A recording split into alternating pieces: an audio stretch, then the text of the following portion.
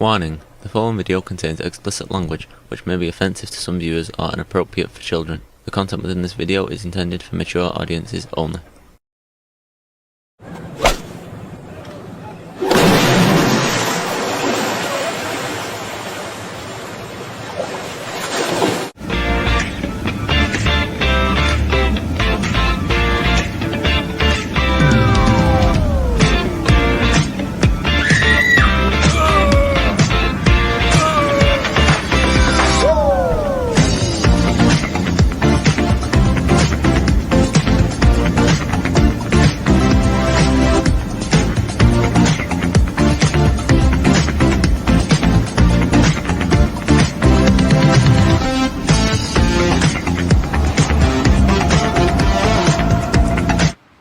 Hey everybody, it's Jeff.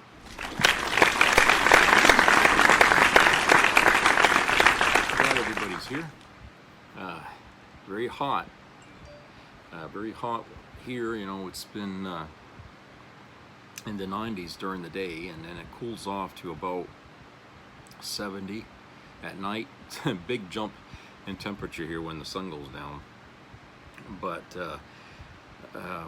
yeah, it's been really hot, and you people are just, well, they're soaking up the sun, okay? I mean, they're trying to enjoy it because we had a harsh winter this year.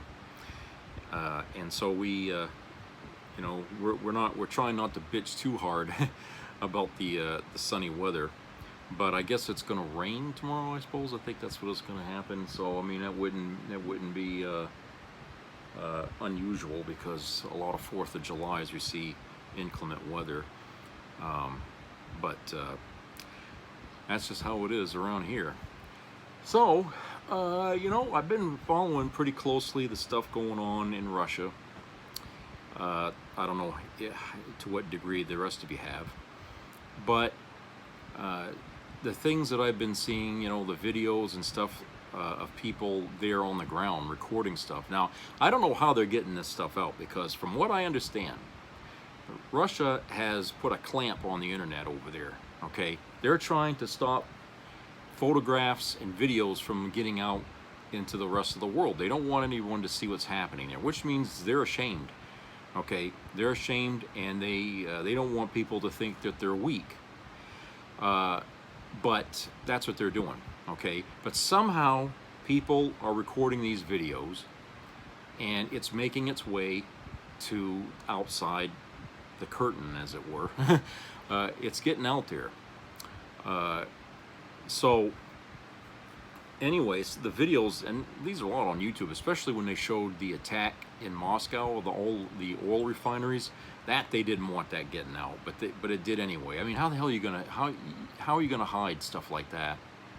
Okay, so they've been trying to, like I said, stop that from happening, to get people to see what's happening. But Ukraine, you know, is utilizing the leverage they have, and I can't blame them, you know, for I mean, they don't have an army to fight this thing against Russia in the traditional sense, okay?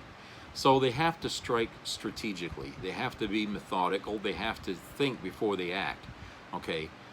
So they're fighting this thing smartly, where we don't see that much of that intelligence on Russia's side. They're just throwing everything they got into it, like, you know, and hoping for a good result.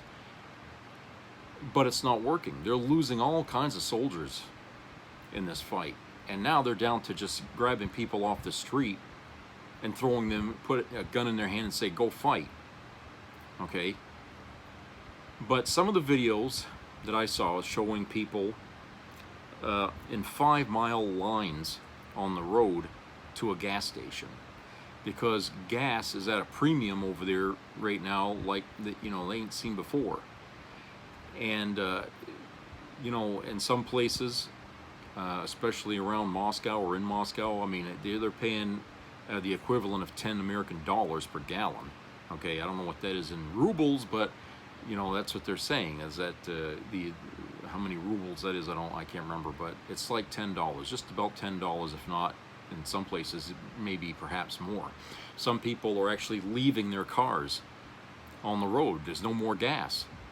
And there's people out there siphoning gas from other cars all over the place. Okay, so that tells me there ain't enough police out there to be able to stop it, because you know the police have to have cars, and since they don't have cars, the police is basically neutered. Okay, they can't enforce law, so chaos is going to happen pretty quickly over there. Okay, because there's no way anybody can enforce social laws, civil laws, whatever. They can't do it. So I guess they're getting some oil from China, where, you know, Russia used to be the oil king of the world practically. I mean, next to Saudi Arabia, I guess. They had more oil than they'd ever be able to use. But now they've used up so much of it, okay, that now they're like empty. They don't have any way to process it. They can't get it, you know. So they're asking for, you know, help from other countries like China to give them oil, but it's not going to be enough.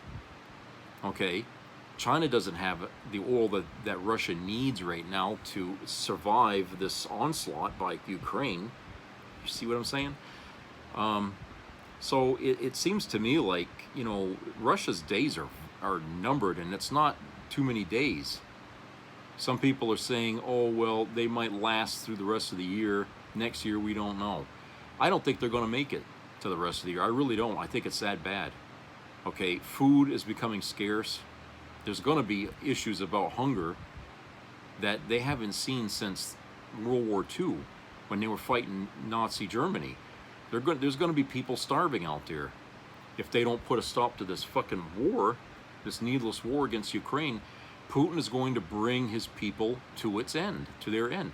You know, and I just feel like, you know, why doesn't anyone revolt? I mean, look, isn't that the tradition over there?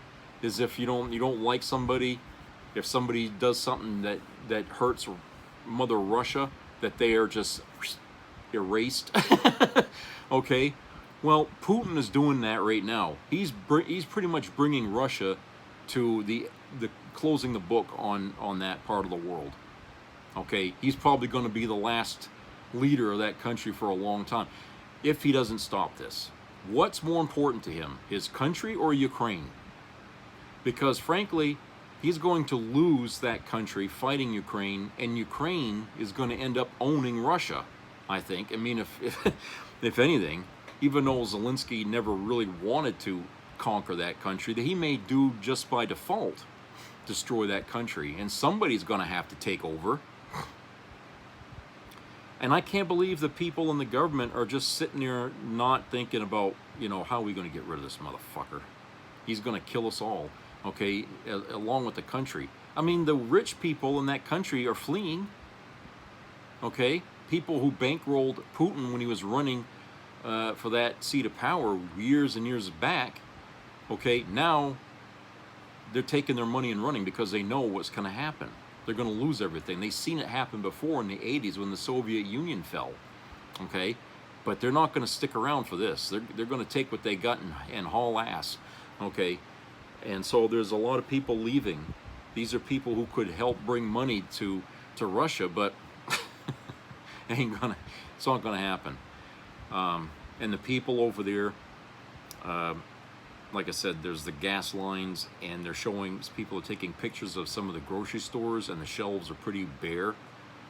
You know, kind of like the way it was during COVID here, only in their situation worse, because they can't get resupplied. When the truckers are just abandoning their trucks on the road, they don't have the gas to keep going. They just get out of the truck, and whatever's in there, come and get it if you want it, but I can't, the truck is out of gas. So, you know, they're just leaving everything. So how long do you think this country's going to stand under conditions like that? And would they even be able to take on another country when their country is completely destroyed? I mean, don't you see how you have to think Putin has to be insane? Okay, his judgment has to be completely ruined from something, I don't know, maybe it's due to age, Maybe he's like Trump, maybe he's losing his marbles, because this is a sign of the incredible selfishness of this motherfucker, okay? He's willing to sacrifice people he doesn't even know under the bus, okay, for his own selfish purposes. Now, yeah, I know it sounds like I'm talking about Trump here. I have to agree. These two men have a lot in common, and both of our countries are kind of suffering the same thing here. Isn't it kind of odd how history's played this out now? But like I said, this is Putin. He's very selfish, and he doesn't care about what's happening. Now he's on TV telling people, "Oh, everything's going to be okay. Yeah, we're hurting, but we're still fighting strong." And he's doing like what Trump does. He tells you all great things that are happening, but they're not happening. Okay, he's a practiced liar, just like Trump. Okay, and it's not new for Russia, because every politician, every leader they've had over there, they do the same tactic: lie to the people, keep the secret to yourself, never tell them the truth. Okay, that's what they do over there.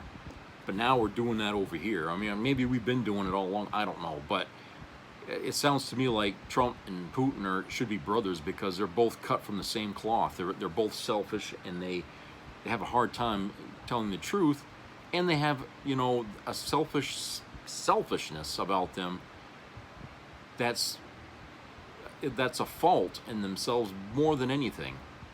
Okay, because being selfish means you can't think about other people's well-being. And don't we want that in a fucking leader? When we're talking about somebody running a whole country, don't we want them to have some kind of empathy for the people that you watch over? I mean, shit. You can't just take an office and say your responsibility begins and ends at the door. No, That responsibility goes way beyond the walls of your fucking Oval Office, okay? And if you can't see outside those walls, then you don't deserve to be sitting in there at all, okay? And the same can be said for Putin, all right? He's sitting in an office, and all he sees are the office ornaments and the walls. And he's not thinking outside that. I don't even know if he gets all the news, because he's acting like a guy who thinks that he is winning this war, but he's not. And it has to be hitting home. He knows the people in Russia are really turning against him in bigger numbers now. He knows this. So how the hell can he ignore that and expect that one day somebody's gonna put, it can happen just that quick, and then they'll just say, "Oh, he had a heart attack." They'll cover it up. But I expect at some point this year that Russia will have to surrender, which Putin will not do, or somebody's going to off him. But even if they did, let's say he did, let's say somebody does, okay, it would take years for Russia to come back from this now, years. And I don't know if the rest of the world would even give a shit. They would. Do you think they'd help him out? I don't think so. Okay, so the people in Russia aren't going to have a good time of it for quite a few years after this is all done, whenever it's done. Okay. But it's sad, because the people over there have been lied to. They think Ukraine started this war. Okay, that's how bad their media is over there. It's getting to be like that here, but over there it's already where we don't want it to be here. So they're telling the people Ukraine's the aggressor, they're the villain, they're the devil, all this and that, and they believe that. And they ought to know by now that their government doesn't tell them the truth. I'm sure their parents can tell them that too. But no, you see, propaganda is the biggest thing in that country. It's almost like the way greed is over here. Okay, people lie to themselves, they lie to each other all the time over there. So the truth to them, is elusive. They'll never know the truth about much of anything, because they rely on what they're told by the state. That's why they got this internet block. They don't want the truth leaking in, okay, from outside. But yeah, it's pretty bad. you know, over there. Okay, you know, and this other thing I want to talk about, all this hoopla about that goddamn Lincoln Memorial pool in Washington D.C. that turned green. That's just turning out to be too much ado about nothing. Okay, it turned green because they fucked with the pool originally and it turned that color. All right, Trump was trying to do something with that and it screwed up the color of the fucking water. And now they've taken that issue and now they're going after. Listen to this. Trump toady Jeannie Pirro melts down while announcing indictment of 67-year-old Olympian in reflecting pool fiasco. Now, listen to this shit. In a truly pathetic effort to provide continued cover for Donald Trump's hilarious Lincoln Memorial reflecting pool renovation fail, U.S. District Attorney and professional wino Jeannie Pirro announced Thursday that a grand jury had indicted 67-year-old former Olympic canoeist David Hearn on charges of vandalism for sticking his hand in the water and touching a piece of peeling paint. Seriously. Quote, "I didn't vandalize anything," unquote, Hearn told the Washington Post the day after his arrest last month. Quote, "I didn't destroy or break or peel anything. By the time I realized what was going on, I was being put in handcuffs," unquote. Quote, "There was an effort, a violent effort, to rip up the sealant from the pool, and irrespective or whether or not we think that there is some situation that preceded it, we can state and prove beyond a reasonable doubt that he caused damage, and that damage is worth over $1,000, unquote," an unnervingly agitated Pirro said. $1,000 to the gallows for $1,000. Okay, you know, now Trump is the one that started this, of course. He told anybody, you see anybody doing anything around that pool, put anything in there, arrest them. Okay? And now they found somebody who, there's no way one person could damage that pool. It was already damaged to begin with, but there's no way one person could have done that. Okay? That's just people who don't know what they're doing that made that turn green. They fucked with it and it turned green, and now they're trying to fix it. I don't know how they're doing it. They dumped some chemicals in there or some fucking thing to try to clear it up. Okay? But now, because they saw, because Trump issued his fucking decree, and they saw a guy put his hand in there and, you know, they went after him over that. Like, that's going to hurt the whole fucking, you know, I'm saying, it's ridiculous. I'm not sure how anybody could be indicted for something like that. In a different year, in a different time, in a different era, okay, nobody would have said a fucking thing about it. Okay, nobody. People have walked in that thing before. People, you know what I'm saying? People have gone into that thing, and I feel like this is really insane. That Trump's got his goons out there trying to keep people away from it. And then if anyone gets near it or touches it, all of a sudden they become front page news over this. You see how silly our fucking government becomes when you got the wrong kind of man running it? Okay. All right, so Trump's America 250 stage fell apart mid-performance.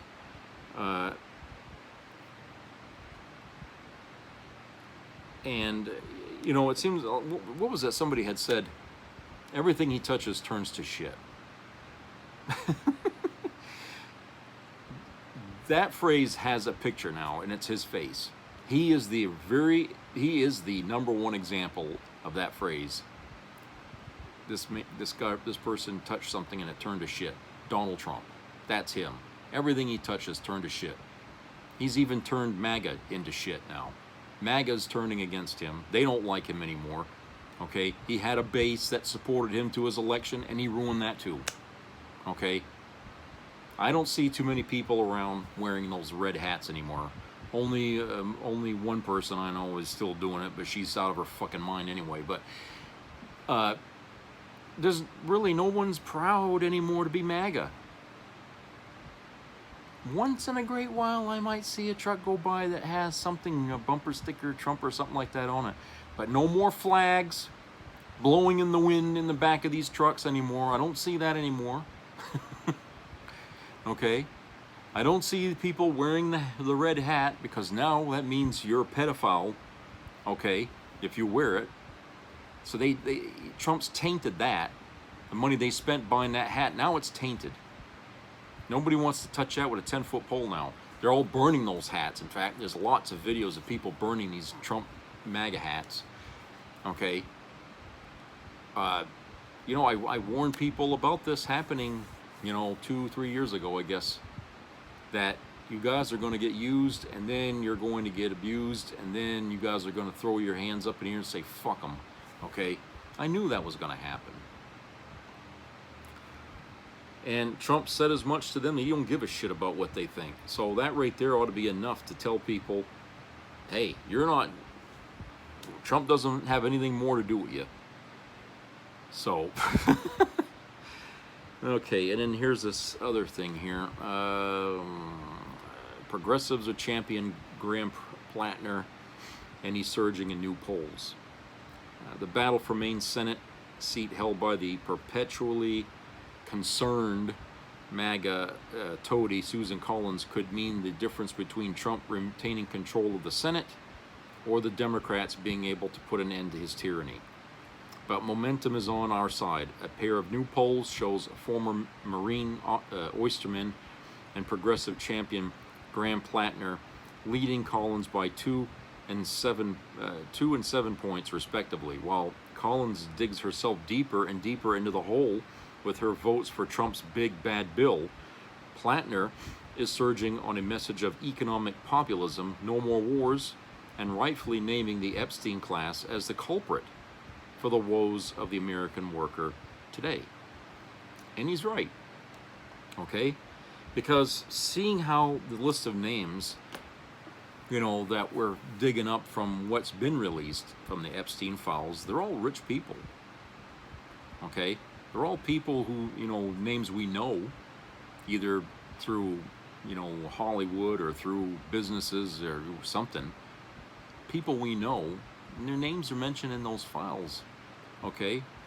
No more than Donald Trump's name. His name is in there. Christ's sake, they've lost count. All right? But other people's names are in there. And some of these people have had to come out and say, oh, I didn't know that he's doing this. I didn't, you know, they're coming out to try to dodge a bullet here. So it's very honest when they say that this is an Epstein class.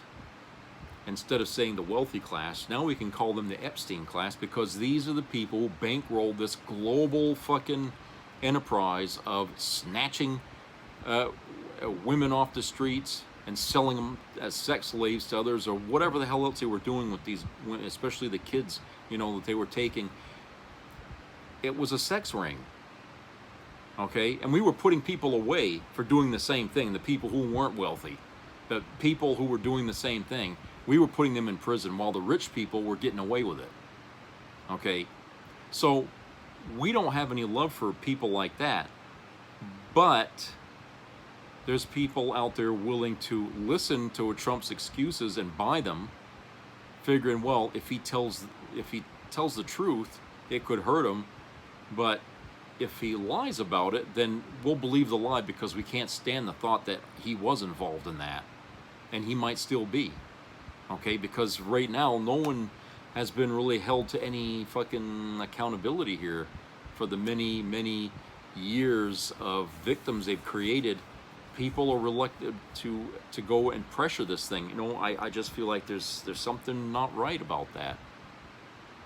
I mean, the same people who went after Hunter Biden relentlessly, you know, are not the same people today going after Trump relentlessly. And I'm telling you, Trump's done a whole lot worse than Hunter Biden ever did. But yet they won't move on this fucker. maybe if Hunter Biden became president, that might have, you know, changed. But no, it's not that. It's because he was the son of a Democrat they didn't like. Okay, because he didn't change the country quick enough in their eyes. Okay, even though he was taken over after Trump was president the first time, and Trump had pretty much ruined everything. They expected Biden to flip it overnight. Okay, so yeah. So I just, you know, I feel like there's so much reason these days to shove out the old and bring in the new. Okay? There's no candidate running for anything right now who's got a squeaky clean history. They got skeletons. Every one of them does. Every single one of them. What we have to do is when these skeletons come out, ask ourselves, is it really pertinent to the job they're running for? Is it going to make them less reliable or less honest? Is it going to do any of that stuff? Okay? I think what we ought to be asking is, does this person have a history of selling people bullshit? Okay? Or leading people down a merry lane to their end. I mean, that's the kind of thing. We knew this about Trump, like it or not. We knew Trump was like this, and he still won the presidency. So it's funny that, you know, they're trying to make the same kind of thing about Graham Plattner, okay? And I'm thinking, well, where were all these fucking people before when Trump was running? I didn't hear much of anything about the scandals and all that shit that he's in, that now we know of that he was in. We didn't hear any of that. The Republicans sat on that shit. They didn't say a damn thing. Democrats really didn't say anything about that either. I don't know why. Don't ask me why. But they could have hit him hard. And they didn't.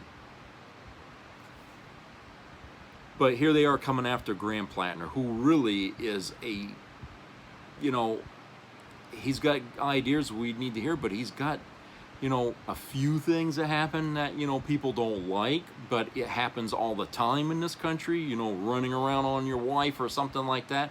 Almost every man's guilty of that. Okay, every married man's kind of, all right? But is it enough to crucify that individual when he's trying to apply for a job for a public servant? We're not asking them to be the Pope. Certainly no politician we've ever had in this country, even the good ones, fell short of being a priest, so to speak. But they did their job well. Okay? So, you know, people, you know, we have to recognize bullshit when we hear it. And since Susan Collins, you know, is fighting hard here to keep her seat, they're going to throw everything they can come up with. I mean, even if it's a lie, they're going to pattern that to be the truth. You can't trust all these negative ads you see, okay, as being truthful. You can't. I mean, if things are that dire for Susan Collins that she's panicking that she could lose her seat, you know they're going to play dirty. You know they're going to lie. You know they're going to fucking pay somebody to say something, you know, that can't be proven. You know they're going to do that. So we don't really know what the fucking truth is. I don't give a shit if this is happening in our own state. We don't know. We do know that Susan Collins has an incredible campaign machine running for her right now. She's got Republicans outside of this state helping her to win back this seat because she's that important. She gets the money when Republicans need it, and they want her in there. Okay? Graham Plattner, they look at him like they look at Bernie Sanders. He's a kook or something like that. Anybody that talks to the people to where we understand what they mean and understands our plight, they're considered kooks. Okay? So when they do that, that should be more incentive for you to want to vote for that person because they're afraid of that person. They're afraid of what he could bring to the Senate if Susan Collins loses that seat. They're gonna lose a goose that lays golden eggs because he's not the person who's going to be laying golden eggs for the same people for the same reason. So, but it's really an interesting, a very spirited fight going on in this state we haven't seen in a long time. Okay, and it's dirty. The commercials are very dirty now, and you know, it's, if you know, I know he's ahead, but it's still within a margin of error. So I'm thinking it's still neck and neck.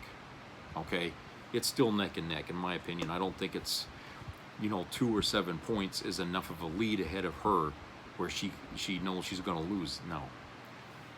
She's been on the losing end before in a campaign and still pulled out a victory. All right, let's go to commercial break. We'll be back.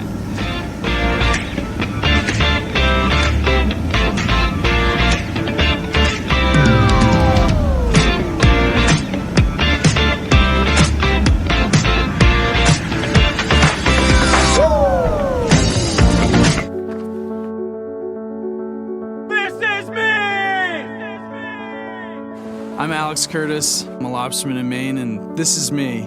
I'm Roxy Sugar, and this is me. I'm Eric Hopkins. I'm an artist, and this is me. This is me. Me. This is me. This is me. At the end of the journey, the main thing is you. Original. Megyn Kelly can go f*** herself. It's another day ending in Y, which means Megyn Kelly has once again managed to outdo her own xenophobia.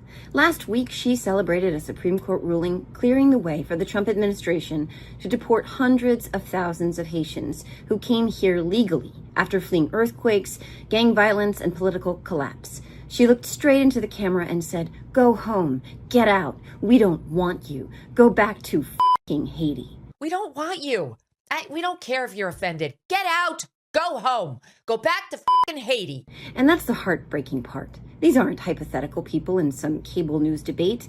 These are families who built lives here, who followed the rules they were given, who believed in America when it told them they could come here legally, work, raise their children, and build a future. Now Donald Trump is preparing to rip that future away, and Megyn Kelly is celebrating it. And that's the rot. It's not the prejudice, it's the permission. Donald Trump didn't create these people. He liberated them. He handed millions of Americans permission slips they'd been waiting decades to receive. Permission to stop pretending. Permission to stop whispering. Permission to stop checking the room before they said the ugly part out loud.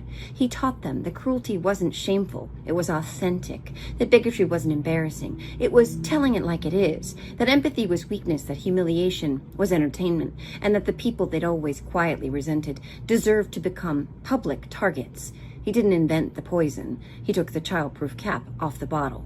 Now they don't hide. They live stream it. They wear it. They campaign on it. They monetize it. They applaud it for each other.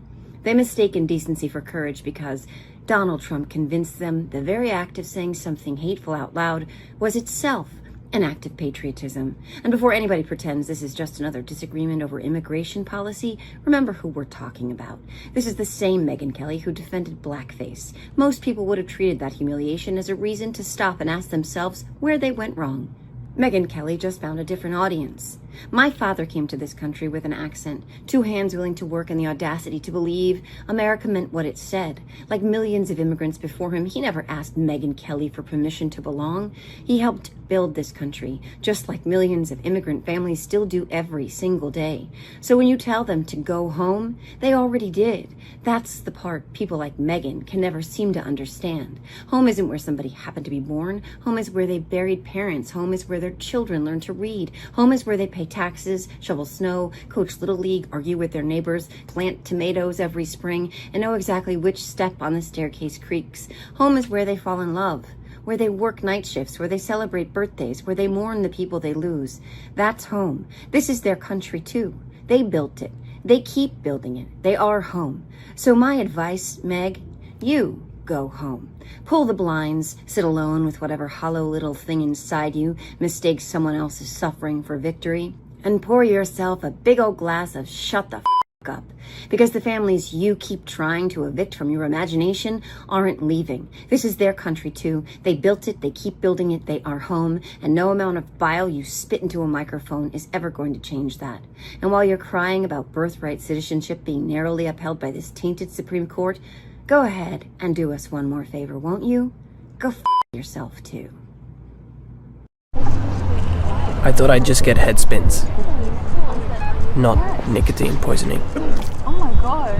His vape taped. I wanted to be social. I didn't want the addiction that took over. I thought it was just a bit of fun, but not being able to breathe because of lung damage is definitely not fun. It's proven that vapes cause real harm. Every vape is a hit to your health. For more proof, search vaping harms. Because I will tell you this, brother. What? You know, I will tell you this. You raise your voice, I raise your voice. You what? You erase my voice? Whatever it is. You erase my voice? Is that what you said? If I raise my voice, you'll erase my... Exactly, yeah. Yeah. Are you serious? You said if I raise my voice, you'll erase my voice? Yes.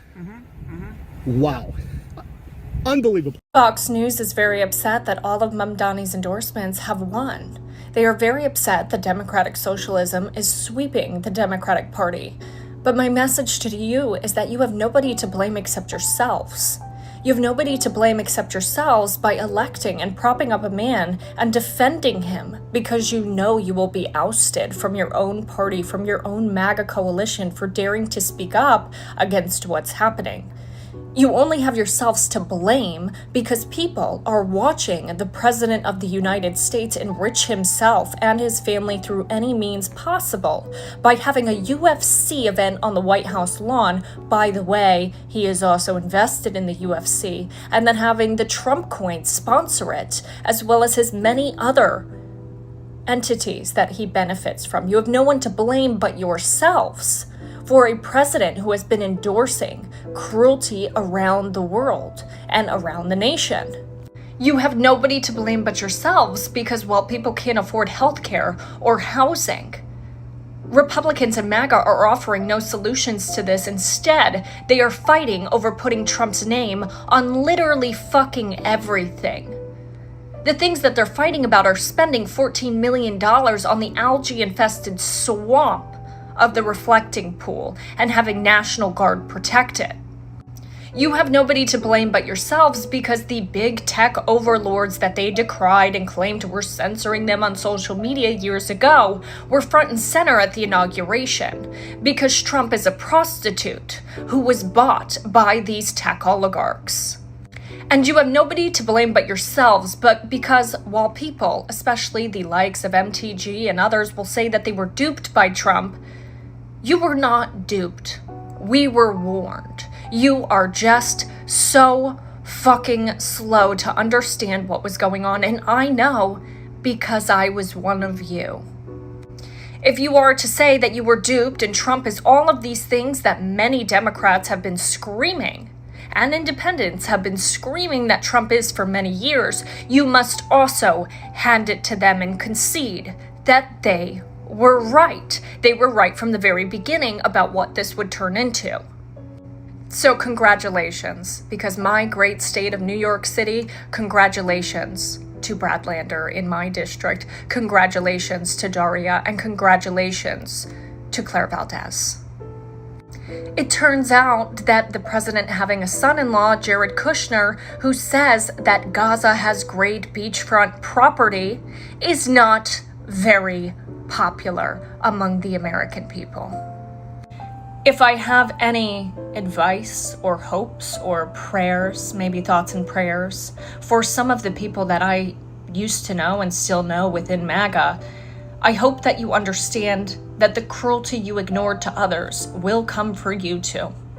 And I hope that you have a sincere reckoning about what caused you to ignore these things, to not understand what Trump was, what MAGA was, what has been ushered in, okay? It should not be a surprise to you that now there is a sweep of democratic socialism across America, because you ushered it in.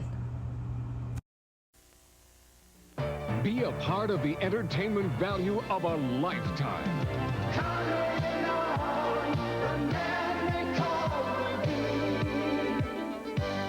I loved it. It was the best performance I've seen in a lifetime. I loved the show. I liked it very much. He's a very entertaining man. It's well worth the money. Now appearing in Charlottetown, coming to Halifax November 6th to the 18th, and St. John November 20th through the 26th.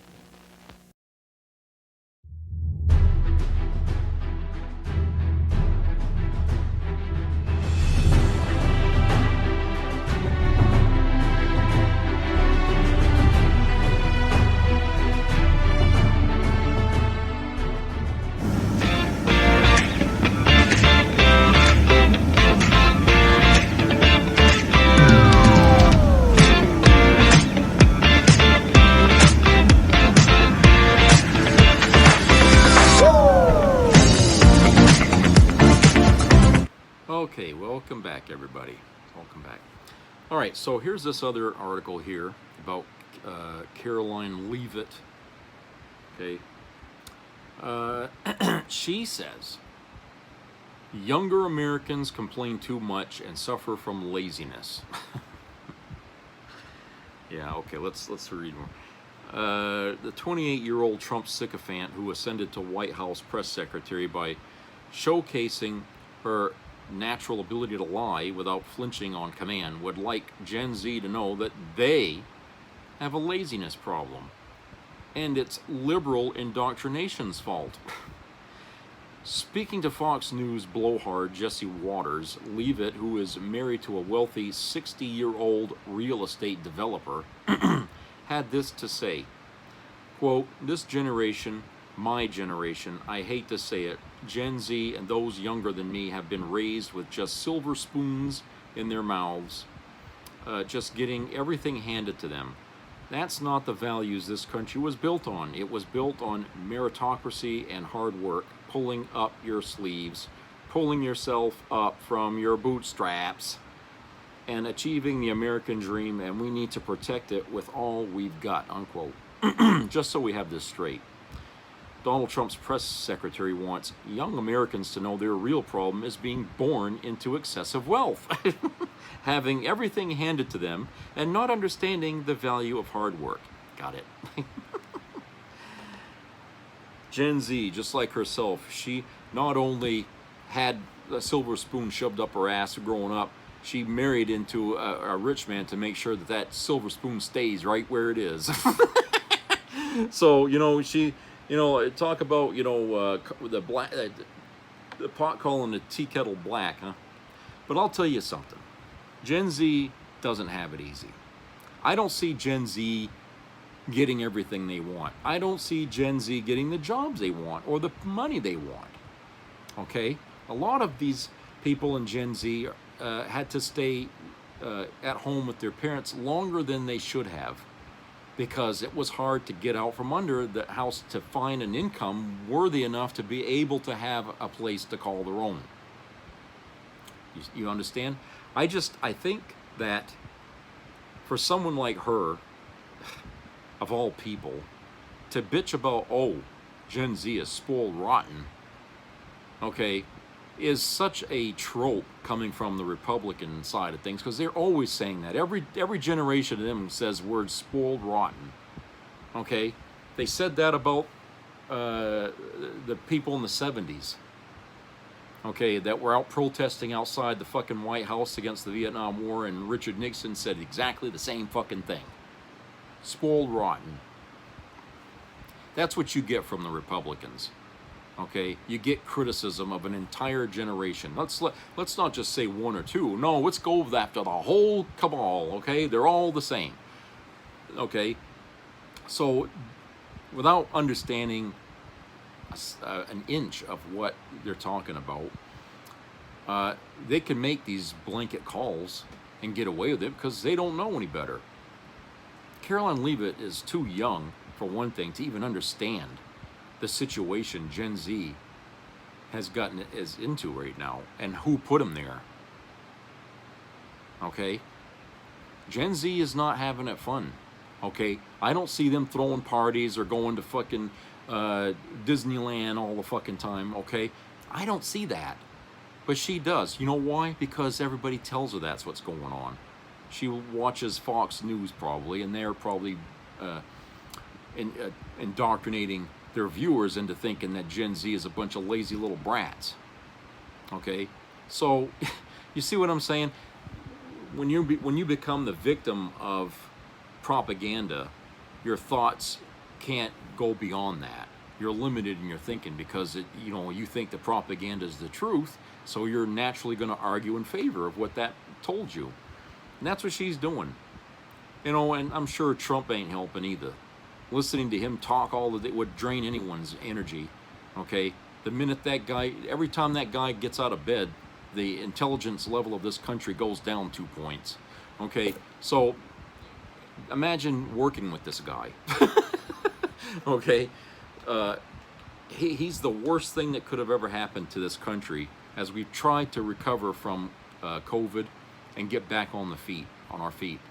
He's the worst thing that we could have put back into power here. All right, everything, all the gains we made, we lost that we had under Biden. Now we're even further behind than we were after COVID, believe it or not. Okay, this is probably what would have happened after Trump's first term. If he'd have won that election, this is what would have been happening. Okay, probably worse because people would still be dying in big numbers. Okay, it's not that COVID isn't still out there and still killing people. It is, okay, but with Biden, we had time enough to be able to handle this thing. But if we'd have got Trump instead of Biden those 4 years, it'd have been out of control here in this country. We'd still be looking at a lot of bodies, okay? But I have to say that now that Trump's back in the White House, we're living those years that we avoided, okay? That bullet we dodged, now it came right around and hit us, all right? And all it took was a pile of lies and a guy that knows how to lie like a son of a bitch, okay? And just tell people lies and make them think it's the truth. They're eating your cats and dogs, bullshit like that. Now, I must be a genius because even I could see through that. And for those of you out there that believed it, I don't even understand why you're involved in politics, to be honest, because if you fall for something like that, where the hell is your head most of the time? Okay, you should be smart enough to understand bullshit when you hear it. There's very few people I've ever met in my life that would fall for a line like that. Okay? But apparently 30% of this country believe that thing, so much so that they actually went out and started attacking the Haitian people. That's the thing that I still can't wrap my mind around is I'm not no fucking genius. Okay? I didn't go to college. But I still recognize bullshit when I hear it. It's not because I'm cynical. It's not because I'm a party loyalist. It's just I can tell when someone's spinning me a yarn of bullshit. But yet, I guess it's a skill that very few have. Or a skill that people don't want to use. Especially when it comes to politics, because they want to believe so much of the person they support. They don't want to hear anything bad about that individual. It would make them sick if they actually allowed themselves to believe for 5 seconds that what's being said about the guy's true. Especially with this Epstein thing.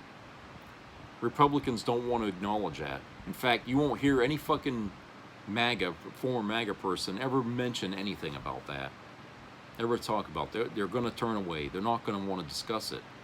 But that's only because they know there's some truth there, but they just won't acknowledge it. They don't want to give Democrats any fucking leeway to say, oh, well, we told you and you didn't listen. You fucked around and now you're finding out. They don't want to hear that anymore. Okay? Because they know it's right. And there's still people making videos on the internet talking about how they lost friends, family, loved ones because they found out they voted for Trump. And now they're living in a plight that wouldn't have happened if he wasn't in the White House. And they're crying because when they tell somebody if they want to go out with somebody that I'm Republican, it's, oh, well, I gotta, they back out. Okay? They're even going so far as to say there's something wrong with men. They're not interested in me anymore. Okay? Trying to say that it's men's problem. No. or the other way around. You know, guys trying to find a woman, he tells them, well, I'm a Republican, you know, and the woman runs away. Okay. You know, it's just, people are that upset about this. And why shouldn't they be? Think about how pissed off people were during the Great Depression. How they felt that this country's economy, it was untrustworthy. That's why after that, the people in that generation stopped putting money in the bank. They started hiding it in the house. Okay? They lost their faith in the banking system. And when you think about how all this happening here with Trump, you know, MAGA is in that position where how could they ever possibly trust, you know, somebody running for their party? Trump made it seem good. He made it seem like, I'm going to be for you. I'm going to help you. You know? And the rest of us knew his shtick. We knew his fucking bullcrap. But I can excuse a lot of the young people voting for the first time. They were new to politics, so they didn't recognize it. But when you're young and you're doing something for the first time, it's always good to listen to people who've been around and be guided by their advice. Okay? I mean, let's take, for instance, you know, you want to, you know, drive, or you want to do a skydiving or something like that. Okay? It'd be smart to listen to people who've done it, to understand the experience and to understand what you need to do to get to survive it. Right? But you see, in this situation, nobody bothered to ask or listen to the narrative that the older people were saying about this man, and they knew him. They knew what he was like. And instead they interpreted that as, oh, well, you're a Democrat and you just don't want us to vote for him. You see what I mean? So people need to understand that not everything you hear is politically motivated. Sometimes it's the truth. Okay? But you have to be smart enough to recognize what is the truth and what isn't the truth by looking at the person's actions before and how they are now. Okay? There's a lot of history with Trump, a lot of history. I mean, you can even find a lot of it online. You know, the things he got in trouble with and stuff. I mean, that in itself was enough to say this guy can't be no fucking president. Christ almighty, everything he's ever ran, he bankrupted, and just, you know, we should have ran from him as hard as we could. I mean, this guy was danger. Okay? Now look at him. Sleepy fucking Dawn. He can't stay awake in anything, and he tries to make deals with Iran, who Iran doesn't like him. And then it all falls apart because Netanyahu doesn't follow the fucking plan. Okay? He can't lead. He can't, you know, so obviously the fighting is still going to go on. And I knew it wasn't going to last. Everybody predicted that if this deal, this measure that he signed with Iran, if it even lasts 2 days, that would be an amazing thing. Because we all knew Israel didn't like it, and they weren't going to settle for that. They were just going to, out of spite, start something just to break the goddamn ceasefire, so that way we'd end up back in the fight. Sure enough, wasn't even that long. Okay, you see, Trump doesn't know how to do anything right. You see, he thought he by himself could tailor this fucking ceasefire, but he was wrong. He couldn't do it. He doesn't know how. He's not a guy that brings people together. He's a divisive man. He forces people apart through bigotry and racism and hatred. That's all he's good for. So it's sad that, you know, a lot of people, as I speak, are being killed, neglected, and we don't have a person that really gives too much thought to that. His only interest is that fucking Lincoln Memorial Pool. And, you know, this wrestling boxing thing that he had there at the White House there, which nobody liked. You know, and I mean, that's what he's concerned himself with. I doubt he even gives a shit about this thing with Iran. He probably only made this because people said, look, you got to do something, okay? And they bugged the shit out of him, and he just decided, okay, fine, you know. But he half-heartedly went into it, knowing that it was probably going to blow up in his face, okay, just to prove that, oh, see, you can't deal with these people. But he created his own bed, you know. He created his own situation with that, and so now he can't stand it.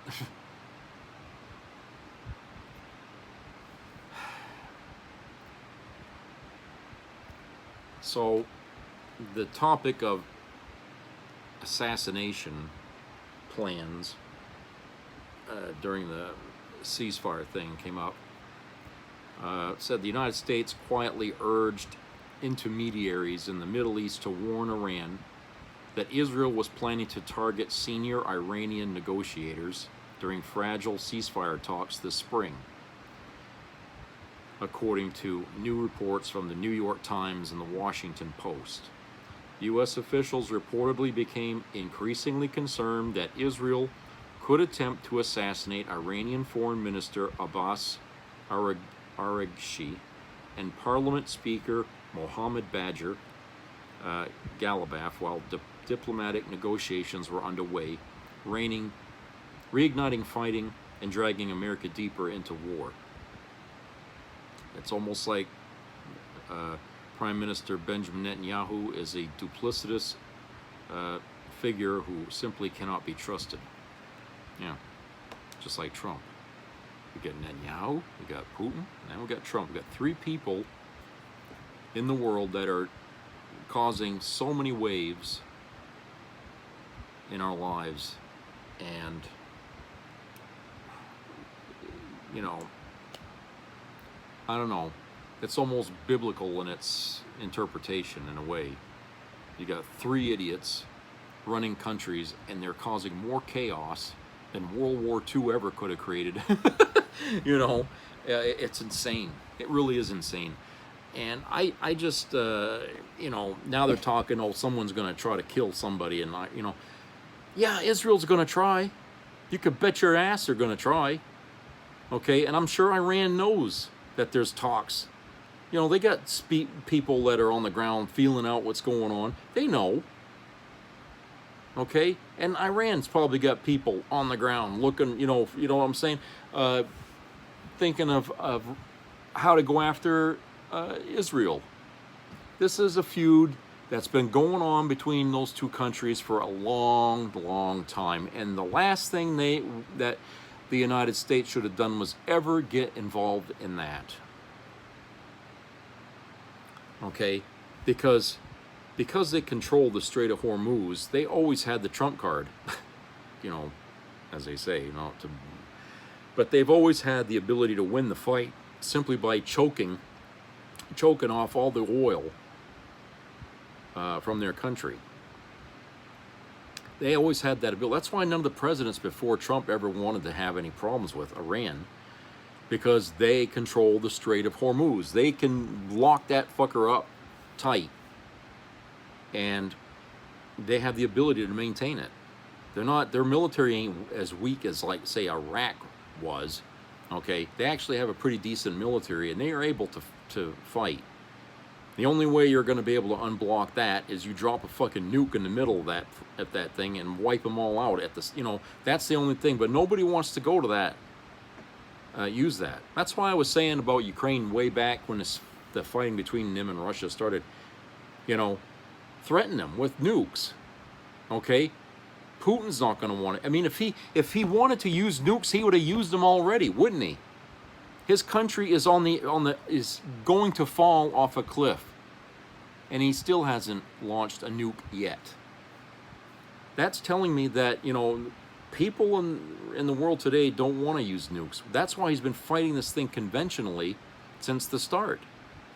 So when he rattles his sword, he says, I'm going to launch a nuke. I'm going to, you know, no, he's not. No, he's not. They could have launched nukes back in the 80s to save the Soviet Union from falling, but they didn't. They didn't.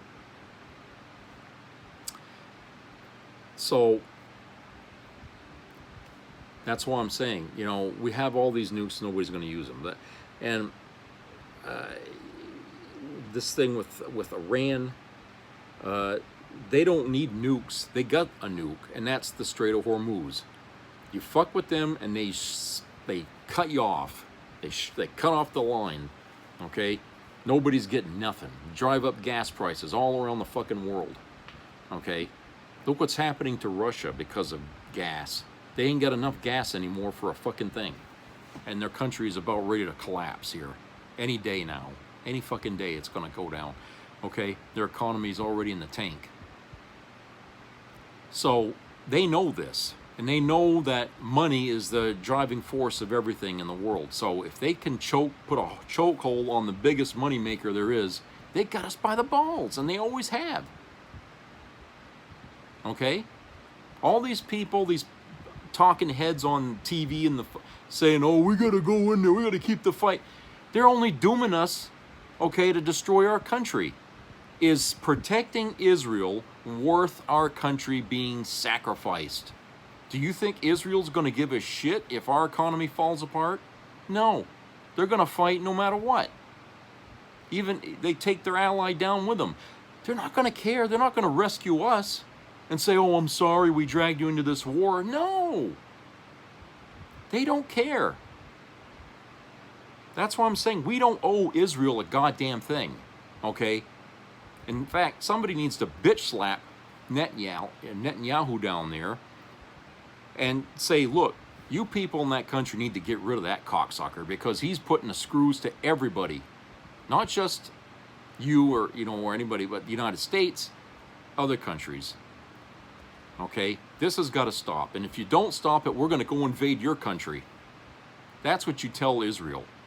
If you don't stop this goddamn fight, we made a ceasefire, and if you don't honor that, we're going into your country and we're going to take down your leadership and we're going to put American representatives there to put your country under control. That's what you tell them that. It's like all your weapons we've been giving you, that's coming to a stop. No more weapons. Okay? Your job is going to be about liking what you have and stop trying to take from other people and start on these genocides you keep wanting. That's it.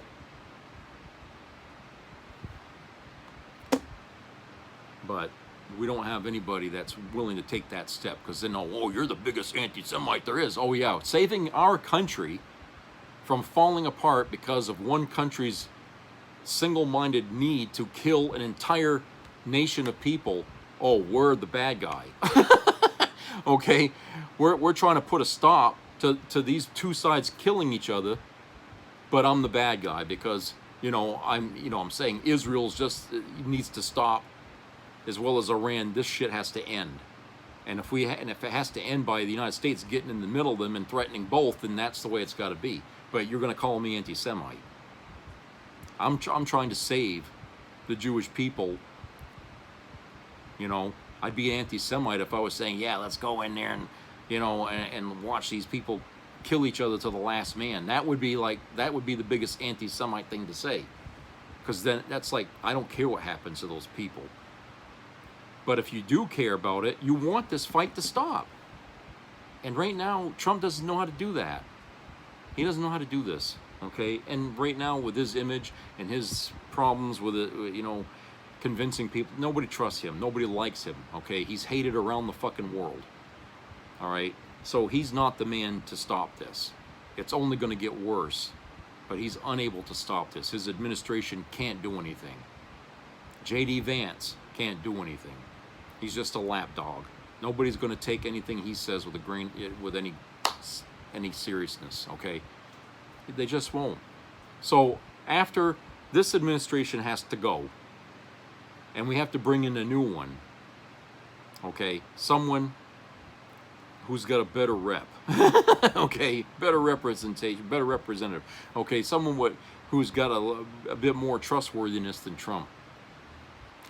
Someone who respects the steps that were made before by previous presidents to try to control the situation down there.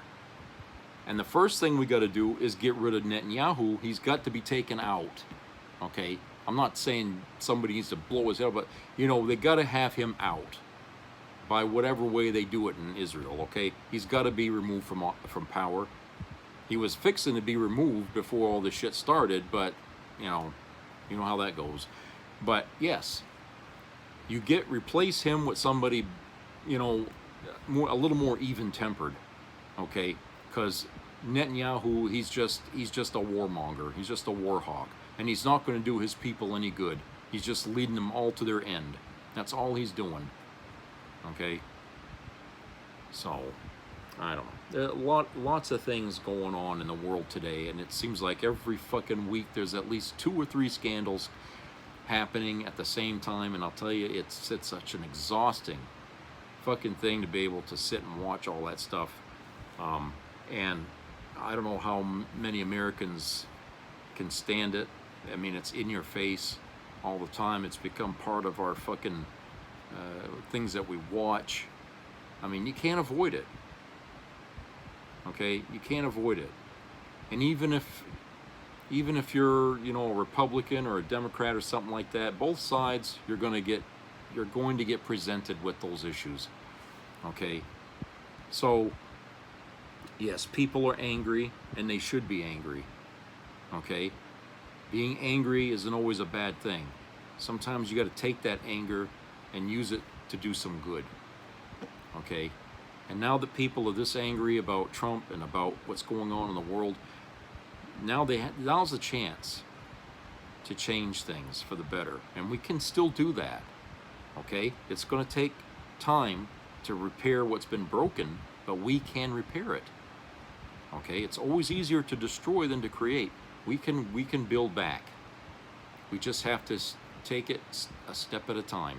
Okay, just take it a step at a time, but always keeping the goal in mind of where you want to get to. Don't lose sight of that goal, and always make sure that every step you take is going to get you there. Okay, don't get distracted along the way. So, all right, that's it for today. I hope everybody has a great 4th of July, and subscribe, comment, and share, and keep your ears open for health issues out there, and help each other out. Try to spend some good quality time with family and friends this weekend, and just be a good neighbor and a good friend. All right, take care, buddy.